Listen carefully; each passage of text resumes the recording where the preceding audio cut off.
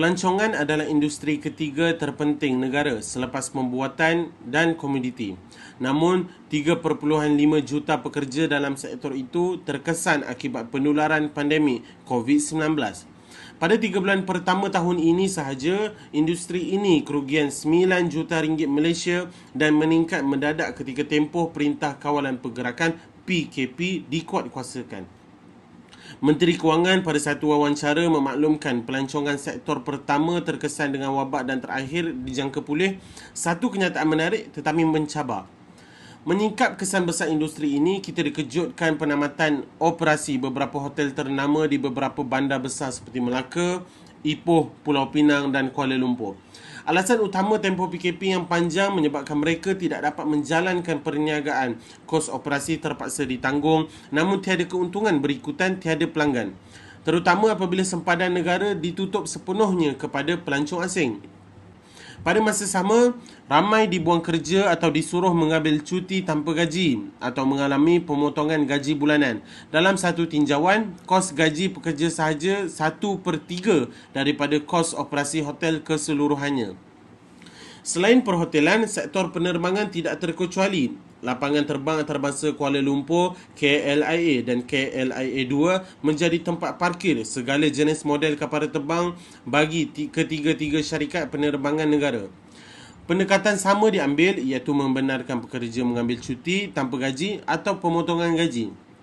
Kerajaan melalui pelan ransangan ekonomi seperti Pakej Prihatin Nasional Prihatin dan Pelan Jana Semula Ekonomi Negara Penjana memberi beberapa insentif kepada sektor ini.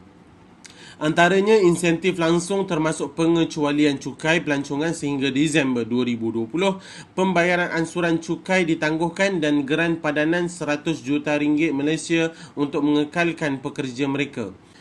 Insentif tidak langsung pula pengecualian cukai individu RM1,000 Malaysia kepada pembayar cukai yang melancong dalam negara sehingga Disember 2021 dan e-kupon untuk setiap tambang kapal terbang, tambang kereta api dan tempat tinggal untuk pelancongan domestik sahaja.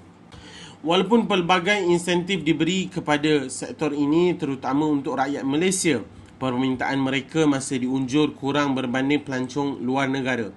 Industri pelancongan masih bergantung permintaan luar negara berbanding domestik. Rakyat kita pula masih sangsi untuk melancong dan membawa keluarga, terutama kanak-kanak dan ibu bapa yang berusia. Yang pasti, kebergantungan kepada pelancong asing harus dikurangkan kerana kita masih tidak pasti bila berakhir wabak ini. Penting juga penggiat industri kreatif dan berinovasi menawarkan produk kepada pasaran tempatan supaya dapat menampung kelangsungan perniagaan mereka sementara menunggu pintu sempadan Malaysia dibuka kepada pelancong asing. Akibat pandemik COVID-19 ini, ekonomi pelaburan juga mula terjejas.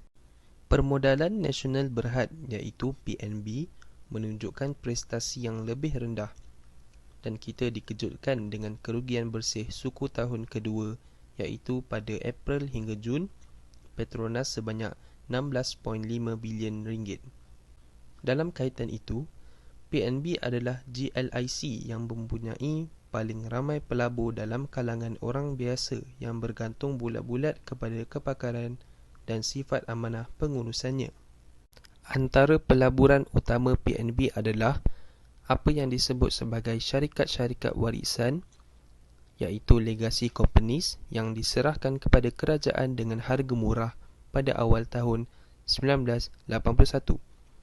Ini termasuklah dua buah syarikat tua iaitu Malayan Banking Berhad iaitu Maybank dan SIM Darby Berhad. Boleh jadi banyak orang sudah tahu yang sektor perbankan mengalami masalah besar akibat penguncupan ekonomi kesan Perintah Kawalan Pergerakan iaitu PKP dan beban yang jatuh ke atas bahu bank berikutan pelaksanaan moratorium pembayaran balik hutang di bawah pakej rangsangan kerajaan Perikatan Nasional. Menteri Kewangan Datuk Seri Tengku Zafrul Abdul Aziz memaklumkan pada 2 September bahawa jumlah yang terbabit di bawah pakej itu mencapai 78 bilion ringgit. Kegagalan Maybank mengisytiharkan dividen akan menjejaskan pendapatan PNB. dan apabila pendapatan PNB berkurangan, kemampuannya membayar dividen yang lebih baik kepada pelabur akan terjejas. Masalahnya, bukan Maybank sahaja yang melaporkan prestasi tidak memberangsangkan. Sebaliknya, boleh dikatakan semua bank utama di Malaysia mencatat kemerosotan perniagaan dan keuntungan. Ini akan turut menjejaskan GLIC dan agensi pelaburan kerajaan yang lain seperti Khazanah Nasional Berhad, Kumpulan Wang Simpanan Pekerja KWSP, Tabung Haji dan Lembaga Tabung Angkatan Tentera LTAT yang semuanya memiliki bank. Kesimpulannya, prestasi GLIC amnya dan sektor perbankan khususnya akan memberi kesan besar kepada ekonomi dan kebajikan pelaburan kecil yang menabung melalui skim saham amanah seperti yang dikelolakan oleh PNB. Sektor perekonomian perniagaan pada waktu pandemik COVID-19. Pelaksanaan PKP telah menyebabkan sektor ekonomi negara lumpuh seketika dan banyak industri dan perniagaan turut menerima kesan. Usahawan juga turut menerima tempias apabila perniagaan mereka tidak dapat beroperasi seperti biasa.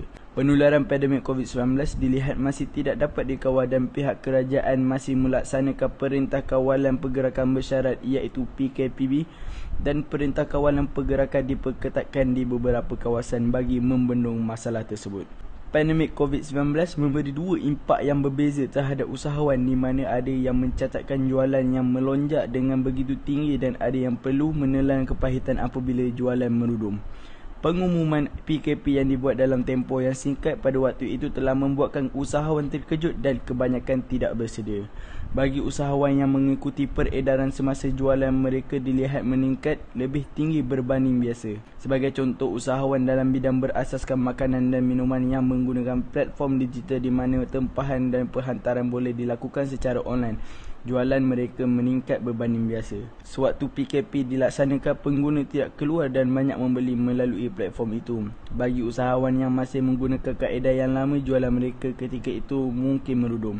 Sewaktu PKP dilaksanakan, kita perhatikan antara usahawan yang terkesan adalah mereka dalam industri perkahwinan. Usahawan-usahawan dalam industri perkahwinan seperti perancang perkahwinan, jurugambar, jurusolek, catering dan lain-lain lagi hilang pendapatan pada ketika itu. Kini usahawan dalam industri perkahwinan juga masih terjejas jika PKP dilaksanakan di sesuatu tempat. Selain itu, usahawan yang mengusahakan kedai gunting rambut, spa dan kesihatan dan peruncitan juga terkesan pada waktu itu. Kini walaupun dalam tempoh untuk memulihkan kembali perniagaan mereka ini masih merasai kesannya kerana masing-masing masih perlu membayar bulanan untuk sewaan premis kerana tempoh moratorium sudah berakhir. Usahawan perlu mengkaji kembali operasi perniagaan mereka dan menyesuaikannya mengikut kesesuaian dan keperluan semasa. Misalnya, jika sebelum ini usahawan mendapat bekalan mentah dari luar negara dan menghadapi masalah perhantaran setelah pandemik ini melanda, mereka boleh cuba mendapatkan bekalan ini dari dalam negara sendiri.